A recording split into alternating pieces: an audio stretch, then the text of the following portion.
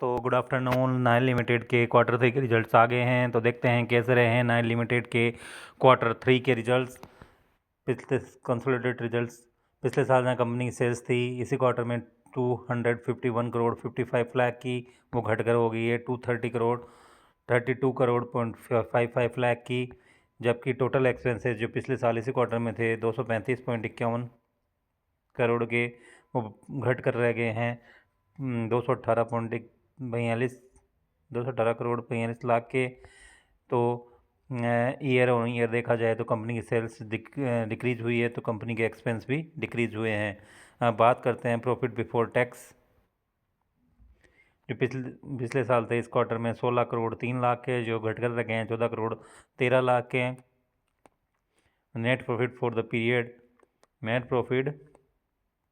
Period जो पिछले साल इस क्वार्टर में था 11 करोड़ 86 लाख का, 70,000 का, वो घट कर रह गया है 10 करोड़ 16 लाख का।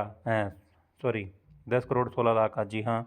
तो कंपनी की ईयर ऑन ईयर बेसिस पे सेल्स और नेट प्रॉफिट दोनों घटे हैं। अब बात करते हैं ईपीएस की, तो पिछले साल जहाँ इस क्वार्टर में कंपनी के ईपीएस था 39.53 का, वो घट कर रह गया 33.83 का। यानी ईयर ऑन ईयर कंपनी के सेल्स और नेट प्रॉफिट और ईपीएस तीनों में गिरावट देखने को मिली है। अब बात करते हैं ठीक ठाक रिजल्ट्स कहे जा सकते हैं ईयर ऑन ईयर बेसिस पे। जबकि अब बात करते हैं क्वार्टर ऑन क्वार्टर, जहाँ पिछले क्वार्टर में कंपनी की सेल्स थी 251 करोड़ 70 लाख की, वो 70,70,000 की, वो घट कर रह गई है 232 करोड़ 55 लाख की।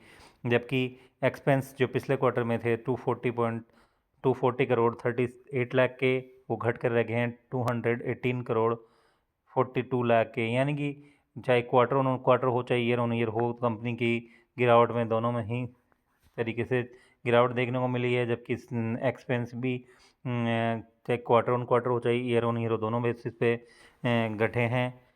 अब बात करते हैं प्रॉफिट बिफोर टैक्स की, जो पिछले क्वार्टर में कंपनी का प्रॉफिट बिफोर टैक्स था 11 करोड़ 32 लाख का, वो बढ़कर हो गया है 14 करोड़ 13 लाख का। नेट प्रॉफिट जो पिछले क्वार्टर में जहाँ था 8 करोड़ 37 लाख का, वो इंक्रीज होके हो गया 10 करोड़ 15 लाख 59,000 का। यानी कि क्वार्टर ऑन क्वार्टर बेसिस पे सेल्स में जहाँ गिरावट देखने को मिली है, तो एक्सपेंस भी घटा है, लेकिन net profit for the period quarter on quarter पे शानदार रूप से बढ़ा है। जबकि ईपीएस जो पिछले क्वार्टर में 27.89 का था, वो बढ़कर 33.83 का हो गया। यानी क्वार्टर ऑन क्वार्टर बेसिस पे देखा जाए तो कंपनी ने बेहतरीन नतीजे व्यक्त किए हैं। जबकि ईयर ऑन ईयर पर रिजल्ट से दो सेल्स हो चाहे नेट प्रॉफिट हो चाहे ईपीएस हो, तीनों में गिरावट देखने को मिला।